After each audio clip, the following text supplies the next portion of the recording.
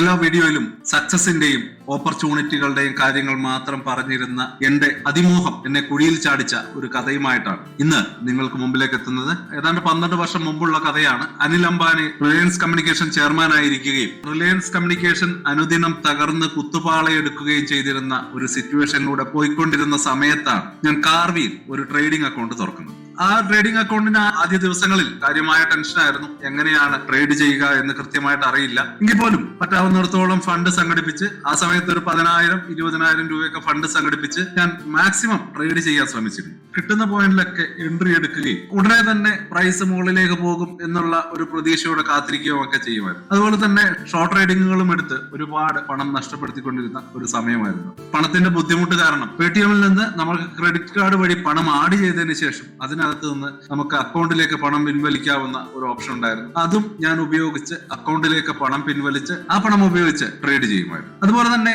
ലിവറേജുകൾ, maximum leverage ബ്രോക്കർമാർ 5 times ഒക്കെ leverage തന്നിരുന്നു. അതായത് 10,000 രൂപ എന്റെ അക്കൗണ്ടിൽ ഉണ്ടെങ്കിൽ 50,000 രൂപയ്ക്ക് വരെ ട്രേഡ് ചെയ്യാൻ ബ്രോക്കർമാർ അനുവദിച്ചിരുന്നു. അപ്പം ആ ഒരു സാഹചര്യങ്ങളെല്ലാം മുതലാക്കി 50,000 രൂപയ്ക്ക് വരെ ട്രേഡ് ചെയ്യുകയും എന്റെ കയ്യിലുള്ള 10,000 രൂപയ്ക്ക് മുകളിലേക്ക് നഷ്ടം വരുമ്പോൾ അവരെന്റെ ട്രേഡ് ഷോർട്ട് ലോസ് ചെയ്യുകയും ചെയ്തിരുന്നു. അങ്ങനെ പല രീതിയിൽ നഷ്ടങ്ങൾ അനുഭവിച്ച് മുന്നോട്ട് പോയിക്കൊണ്ടിരുന്ന അവസരത്തിലാണ് അനിൽ അംബാനിയുടെ റിലയൻസ് കമ്മ്യൂണിക്കേഷൻസിന്റെ ഈ ട്രേഡിലേക്ക് ഞാൻ എത്തിപ്പെടുന്നത്. അന്ന് ഏത് തരത്തിലുള്ള ഇൻസൈഡർ ന്യൂസുകളെ പറ്റിയും ഒരു ധാരണയും ഇല്ലാതിരുന്ന അവസ്ഥയിൽ അനിൽ അംബാനിയെ ഉടൻ അറസ്റ്റ് ചെയ്തേക്കും എന്നുള്ള ഒരു ന്യൂസ് വരുന്നു. റിലയൻസ് കമ്മ്യൂണിക്കേഷൻസിന്റെ സ്റ്റോക്കുകൾ കുത്തനെ ഇടിയുന്നു.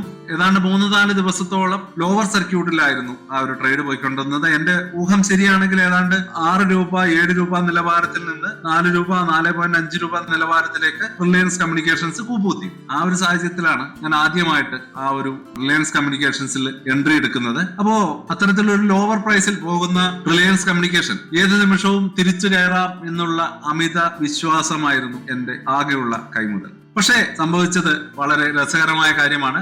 അടുത്ത ദിവസത്തെ ന്യൂസിൽ മുകേഷ് അംബാനി അനിൽ അംബാനിയുടെ കടത്തിന്റെ ഒരു ഭാഗം അടച്ചു തീർക്കുന്നു. അതോടുകൂടി അനിൽ അംബാനിക്ക് തൽക്കാലത്തേക്ക് അറസ്റ്റ് ഭീഷണിയിൽ നിന്ന് പുറത്തു കിടക്കാനുമാവും. അതിനുശേഷമുള്ള ഒരു 3 ദിവസം തുടർച്ചയായിട്ടുള്ള ഒരു അപ്പർ സർക്യൂട്ടാണ് കണ്ടത്. അപ്പൊ ആ സമയത്ത് താഴേക്ക് വരുമ്പോഴൊക്കെ വീണ്ടും ആവറേജ് ചെയ്ത് ഞാൻ ഉപയോഗിച്ച ക്യാപിറ്റലിന്റെ മുകളിലേക്ക് എന്റെ ലാഭം എത്തിയിരുന്നു. അതായത് ഞാൻ ഏതാണ്ട് 50,000 രൂപയോളം ഇൻവെസ്റ്റ് ചെയ്തിരുന്നു. ആ ഇൻവെസ്റ്റ് ചെയ്തതിൽ അത് കുറഞ്ഞ നഷ്ടം ഏതാണ്ട് 20,000 രൂപയോളമായിരുന്നു. അതിനുശേഷം തിരിച്ച് അത് വീണ്ടും 50,000 രൂപയ്ക്ക് മുകളിലേക്ക് ആ ഒരു പ്രൈസ് എത്തി. അതിനുശേഷം അതിനു മുകളിലേക്ക് എത്തി 60,000 രൂപയ്ക്ക് അടുത്തേക്ക് എത്തി. എന്നിട്ട് പോലും എനിക്ക് എക്സിറ്റ് ചെയ്യാൻ കഴിഞ്ഞില്ല.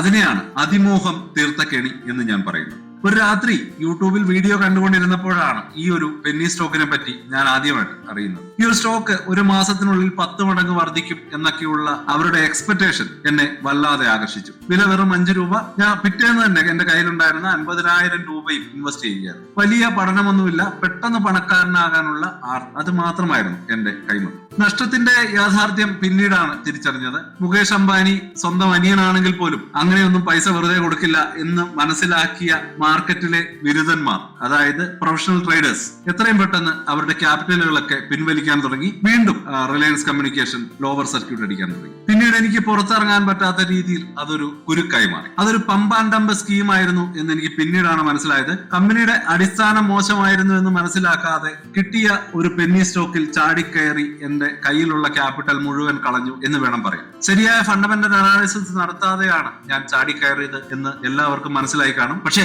ഈ പരാജയത്തിൽ നിന്ന് ഞാൻ എന്ത് പഠിക്കും? വിപണിയിൽ നിന്ന് പിന്മാറുന്നതിന് പകരം ഞാൻ പതുക്കെ പഠിക്കാൻ തുടങ്ങി. എന്താണ് ഫണ്ടമെന്റൽ അനാലിസിസ്, എന്താണ് ടെക്നിക്കൽ അനാലിസിസ്, ഇതൊക്കെ പതുക്കെ പഠിച്ചു തുടങ്ങി. കമ്പനിയുടെ കടം, ലാഭം, പ്രൊമോട്ടർ ഹോൾഡിംഗ് ഇവയൊക്കെ പരിശോധിക്കാൻ പഠിച്ചു. അതിനുശേഷം അടിസ്ഥാനപരമായി ശക്തമായ ഒരു മിഡ് ക്യാപ് IT കമ്പനിയിൽ വീണ്ടും ഒരു 50,000 രൂപ ക്യാപിറ്റൽ റൈസ് ചെയ്ത് ഇൻവെസ്റ്റ് ചെയ്തു. സത്യത്തിൽ ആ ഒരു പഠനമായിരുന്നു, അല്ലെങ്കിൽ ആ ഒരു ലോസ് ആയിരുന്നു എന്റെ മുതൽക്കൂട്ട്. ഗവേഷണത്തിന്റെ വിജയം എന്ന് തന്നെ പറയട്ടെ. ശരിയായ പഠനത്തിന് ശേഷം നടത്തിയ ആ ഒരു ഇൻവെസ്റ്റ്മെന്റ് നല്ല തുടക്കമായിരുന്നു.